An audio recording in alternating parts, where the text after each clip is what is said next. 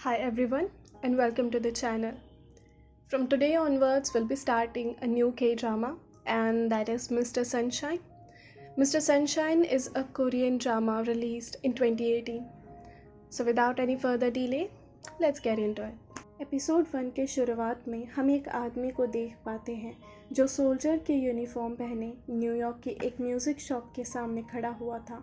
वो शॉप के अंदर चल रहे म्यूज़िक बॉक्स को बस देखे ही जा रहा था, मानो जैसे उसके साथ उसकी बहुत ख़ास यादें जुड़ी हो। उसने अपने एक और साथी सोल्जर के साथ मिलकर एक इम्पॉर्टेंट मिशन कंप्लीट किया था जिसमें उसके दोस्त ने अपना हाथ खो दिया। उनके काम से खुश होकर उन दोनों को प्रमोट किया जा रहा था। उनका प्रमोशन जोसन में किया गया था जो कि कोरिया का पुराना नाम है। यूजिन यानी कि वही सोल्जर जिसे हमने शुरुआत में देखा था, वो इस डिसीजन से इतना खुश नहीं था। भले ही उसका जन्म जोसन में हुआ हो, लेकिन वो खुद को अमेरिकन ही मानता था। हम टाइम पीरियड में पीछे चले आते हैं 1871 में, जहां अमेरिकन शिप्स जोसन की तरफ बढ़ रही थी। जोसन में किंग गोजोंग का राज है। कोर्ट में किंग को रिपोर्ट किया जाता है कि 5 अमेरिकन शिप्स जोसन की तरफ बढ़ रही हैं और कोर्ट के हेड देवोंगन अमेरिका की जोसन और ब्रिटेन के साथ की हिस्ट्री के बारे में समझाते हैं। किंग यंग होने के कारण कोई कमांड देने से झिझक रहे थे, तो देवोंगन कहते हैं कि वो उन असभ्य लोगों को जोसन में घुसने नहीं दे सकते। वो सोल्जर्स को हथियारों के साथ अमेरिकन सोल्जर्स का सामना करने के लिए भेजने के ऑर्डर्स देते हैं। दो नोबल्स देवोंगन के इस डिसीजन पर डिस्कशन कर रहे थे। तभी उनमें से एक नोबल की आंख एक लेडी सर्वेंट पर टिकी हुई थी। दूसरा वो नोटिस करता है और उसके लिए एक दूसरी लड़की भेजने का ऑफ़र करता है, क्योंकि उस लेडी सर्वेंट का ऑलरेडी एक पति है। पर उसका दोस्त कहता है कि अगर उसका पति है तो उससे छुटकारा भी पाया जा सकता है। ये बातें उस लेडी सर्वेंट का हस्बैंड सुन लेता है। नेक्स्ट सीन में जंगल में एक बच्चा लकड़ियाँ जमा करते वापस अपने रास्ते जा रहा होता है। तभी एक जगह रुककर वो ऊपर आसमान की ओर देखने लगता है। वहाँ एक नोबलमैन अपने सर्वेंट के साथ बैठा हुआ था। उस सर्वेंट के पूछने पर वो बच्चा बताता है कि एक चिड़िया उसका आसमान का व्यू खराब कर रही है। तब वो नोबल उससे कहता है कि नौकरों को ज़मीन पर देखकर चलना चाहिए। जितना ऊपर आसमान को देखोगे उतनी ज़िंदगी कम होती जाएगी। वो बच्चा कहता है कि उसे उतना तो पता है और फिर वो अपने रास्ते चलने लगता है। जैसे ही वो घर पहुंचता है तो वो देखता है कि उसकी माँ और पापा को उनके मालिक सज़ा दे रहे हैं। वो उसी लेडी सर्वेंट का बेटा होता है जिस पर उस नोबल की बुरी नज़र थी। दोनों सर्वेंट्स वहाँ से भागने की कोशिश करते हुए पकड़े गए थे, इसीलिए उनके मालिक मेल सर्वेंट को कारपेट में लपेटकर मरने तक पीटने की सज़ा देते हैं। वो लेडी सर्वेंट उसके पति की ज़िंदगी की भीख मांगने लगती है, लेकिन वो नोबल एक नहीं सुनता।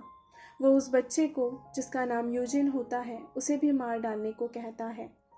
तभी वो लेडी सर्वेंट अपने मालिक की बहू को शार्प ऑब्जेक्ट की नोक पर पकड़ लेती है और अपने बेटे को एक महंगा ऑर्नामेंट देकर वहाँ से भाग जाने को कहती है।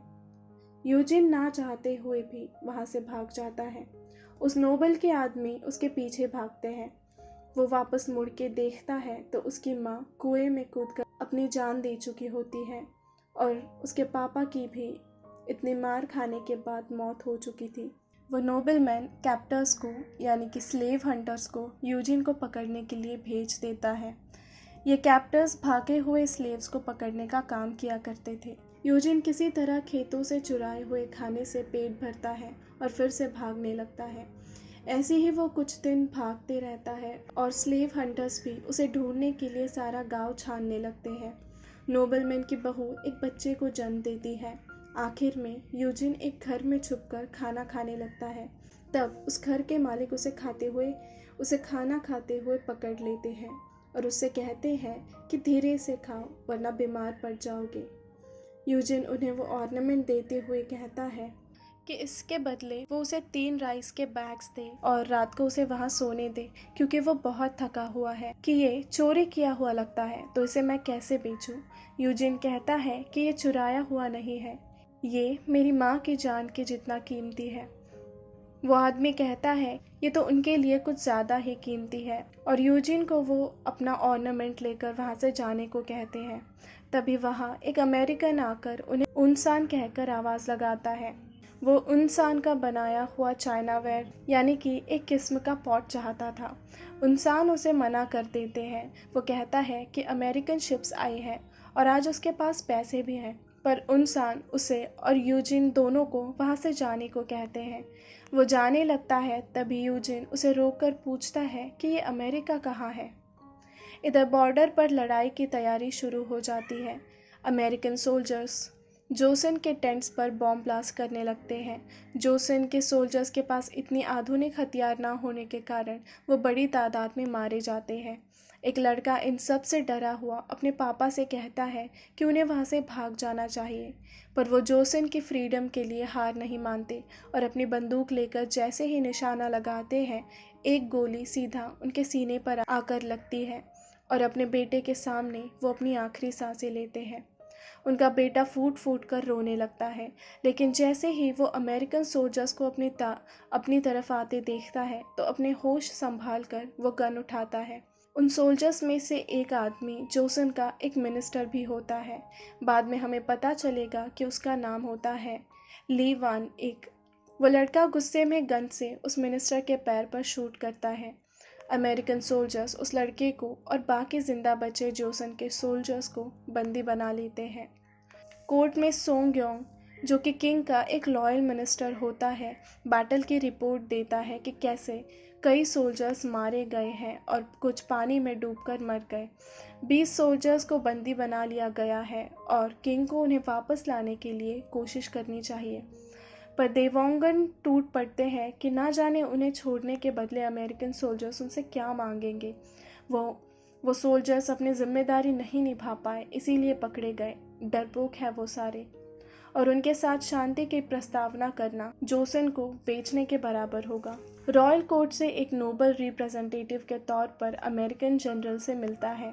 वहाँ वान एक उनके ट्रांसलेटर के तौर पर खड़ा होता है। अमेरिकन जनरल कहता है कि अभी तक वो जोसन के साथ डिप्लोमेटिक रिश्ते नहीं बना सके हैं और उन्हें अफसोस है कि जोसन के साथ रिश्ते जोड़ने के लिए उन्हें ज़ोर ज़बरदस्ती का रास्ता अपनाना पड़ा, जैसे जापान के साथ किया था। इस बात को वान एक जानबूझकर ऐसे टोन में ट्रांसलेट करता है मानो वो अमेरिकन जनरल जोसन के रिप्रेजेंटेटिव को धमका रहा हो। वो मिनिस्टर भड़क के उठ खड़ा होता है। उसे खड़ा होते देख अमेरिकन जनरल अपनी बंदूक पर हाथ रखता है, जिसे देख वो मिनिस्टर वापस बैठ जाता है। कैद किए हुए प्रिजनर्स वान एक से पूछते हैं कि अब उनका क्या होगा, किंग ने क्या डिसाइड किया है। वो कहता है कि जोसन ने उन्हें त्याग दिया है, अब उनकी किस्मत अमेरिकन के हाथों में है। वो कैदी ये मानने को तैयार ही नहीं थे। वान एक उस लड़के के पास जाता है जिसने उसे गोली मारी थी और उससे कहता है कि वो एक दिन खुद अपने हाथों से उसे मारेगा, पर बाद में वान एक को पता चलता है कि अमेरिका ने उन कैदियों को रिहा करने का फैसला लिया है, तो वो जापान से अपना काम निकलवाने के बारे में सोचने लगता है। सुंगू, वही लड़का जिसने वान एक को गोली मारी थी, अब रिहा होने के बाद अपने पापा को आखिर में दफनाकर अपने आखिरी मोमेंट्स याद करता है। तभी वहाँ उनसान आकर उसे दिलासा देते हैं। वहाँ बैटलफील्ड में मारे गए और भी सोल्जर्स और उनकी फैमिलीज शोक मना रही होती है। उनसान सुंगू के घाव पर मरहम लगाते हैं। तब सुंगू उनसे कहता है कि वो अब जोसन का बागी बनके अपने पापा की मौत का बदला लेगा।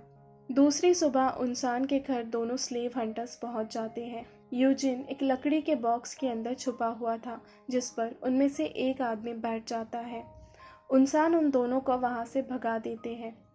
यूजिन बॉक्स के अंदर डरा हुआ बैठा होता है। उनसान उसे वहां से जाने को कहते हैं, पर यूजिन कहता है कि उसके पास जाने के लिए अब कोई जगह नहीं बची है। उसके पापा को मरने तक पीटा गया और उसकी माँ ने कुएं में कूदकर अपनी जान दे दी, और अब उसके पीछे स्लेव हंटर्स पड़ गए हैं। अगर वो पकड़ा गया तो भी मारा जाएगा और नहीं पकड़ा गया तो भी भूख उसकी जान ले लेगी। पूरे जोसन में उसका कोई नहीं है। वो उनसान से उसकी मदद करने को कहता है। वो अमेरिका जाने के लिए भी तैयार था। तभी वहाँ वो अमेरिकन फिर से आ जाता है इंसान उसे यूजिन को अपने साथ अमेरिका ले जाने को कहते हैं। वो अमेरिकन यूजिन को नहीं ले जाना चाहता था क्योंकि वो उसे जानता तक नहीं था और ऐसे में वो इन सब में फंस सकता था। पर इंसान उसे पॉटरी दे देते हैं तो उसे ना चाहते हुए यूजिन को शिप के बेसमेंट में एक बॉक्स में छुपा के अमेरिका ले जाना पड़ता है। अमेरिका पहुंचते ही सारे लोग यूजिन को घूरने लगते हैं। यूजिन उस अमेरिकन से कहता है कि वो उसे अपने साथ रहने दे। वो कम खाएगा और ज़्यादा काम करेगा और उसे रहने के लिए भी बस छोटी सी जगह चाहिए। अमेरिकन कहता है कि वो हमेशा के लिए उसका ख्याल नहीं रख सकता। वो 3 साल में फिर से जोसन लौट जाएगा। यूजिन मान जाता है। अमेरिकन यूजिन से उसका नाम पूछता है। यूजिन अपना नाम बताता है। अमेरिकन कहता है उनके यहाँ अमेरिका में बिल्कुल यही नाम है जिसका मतलब है ग्रेट एंड नोबल। ये बात सुनकर यूजिन पहली बार मुस्कुराता है। वो डील करते हैं कि यूजिन उस अमेरिकन को जोसन लौटने तक कोरियन सिखाएगा। फिर हमें यूजिन की स्ट्रगल दिखाई जाती है, कैसे अपना पेट भरने के लिए वो दिन रात काम किया करता है। वहाँ के बच्चे उसे काफ़ी बुली करते हैं, फिर भी वो अपना काम नहीं छोड़ता। एक दिन वो अमेरिकन सोल्जर्स को देखकर डिसाइड करता है कि वो भी अमेरिकन बनेगा और यूजिन अपने लंबे बाल काट देता है। वान एक जापान के रूलर के पास जाकर कहता है कि अगर वो उसे 50,000 वॉन देंगे तो जोसन उनका होगा। वो रूलर कहता है कि जोसन के बदले सिर्फ 50,000 वॉन। वान एक कहता है कि जोसन की कीमत उससे ज़्यादा नहीं है। जैसे ही वान एक वहाँ से बाहर निकलता है, 2 आदमी उसका पीछा करने लगते हैं और तभी एक गन शॉट सुनाई देता है और हम एक लेडी को देख पाते हैं जिसके हाथ में एक बच्चा होता है। उसके दोनों साथी वहां आकर उसे वहां से तुरंत निकलने को कहते हैं। वो सभी एक रिवोल्यूशनरी ग्रुप का हिस्सा थे। जो आदमी वानिक का पीछा कर रहे थे उनमें से एक साथी गद्दार निकला, जिसकी वजह से दूसरा साथी मारा गया।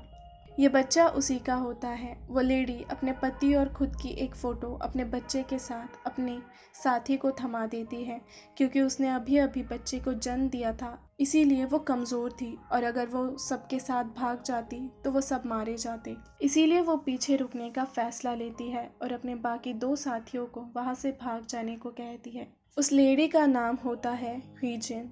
वो एक आखिरी बार अपने बच्चे को जी भर के देखती है और बंदूक दरवाजे की ओर लिए खड़ी हो जाती है, पर वान एक के साथ आए सोल्जर्स उसे गोलियों से छन्नी कर देते हैं।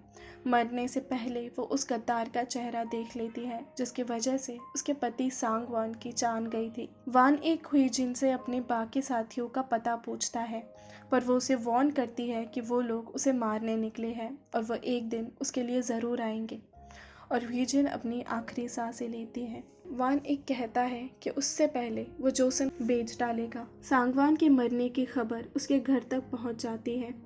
उसके 2 साथी सांगवान और ह्वीजिन की अस्थियां उनकी बेटी को साथ लेकर भरी बारिश में सांगवान के घर पहुंच जाते हैं। एक लेडी सर्वेंट बच्ची को अपने हाथों में लेती है और तभी एक आवाज़ आती है और ऐसे मैं पहली बार अपने ग्रैंडफादर से मिली थी।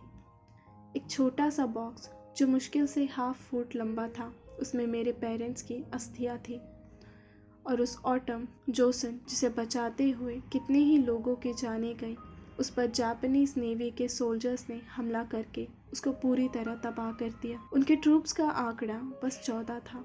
ये आवाज़ प्रेजेंट में उस बच्ची की होती है। फिर साल दिखाया जाता है 1894 का, जो कि गोजोंग के राज्य का 31 साल होता है। गाबो रिफॉर्म के नाम से गांव में सोल्जर्स पोस्टर लगा रहे थे जिसमें लिखा था कि गुलामी पर बंदी आ गई है। ये पोस्टर पढ़कर दोनों स्लेव हंटर्स अपनी एक दुकान खोलते हैं एनीथिंग यू वांट के नाम से, यानी कि जिसका जो भी काम होगा वो दोनों उन्हें वो काम करके देंगे। उनमें से एक स्लेव हंटर का नाम होता है इल्शिक। नेक्स्ट सीन में हम देख पाते हैं कि एक टेनेंट फार्मर अपने मालिक से भीख मांग रहा होता है कि वो उसकी लैंड ना बेचे क्योंकि उसके सिवा उसे पेट भरने का और कोई रास्ता नहीं है।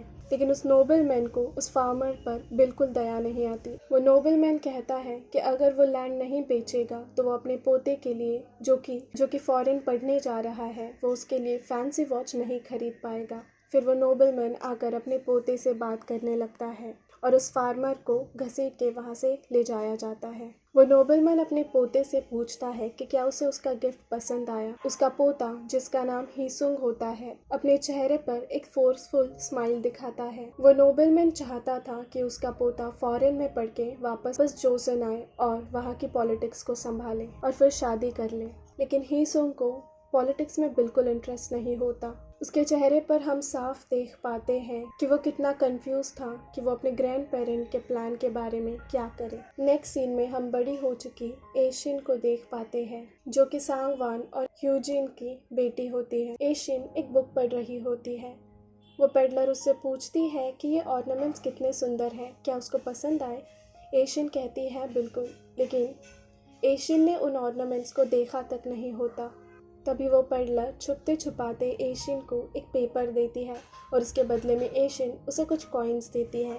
वो पेडलर समझ नहीं पा रही थी कि एशियन एक लड़की होते हुए भी उसे ऑर्नामेंट्स में कोई इंटरेस्ट नहीं है, बल्कि उसे बस पेपर पढ़ना होता है। तब एशियन कहती है कि नेक्स्ट टाइम वो और न्यूज़पेपर लेकर आए।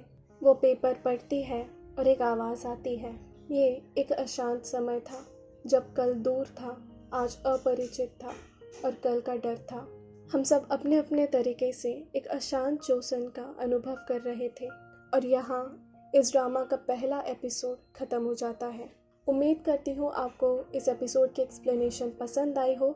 If yes, then do like the video, comment down below for your suggestions and subscribe the channel. मैं मिलूँगी आपसे इसके नए एपिसोड के साथ। तब तक के लिए good bye and take care.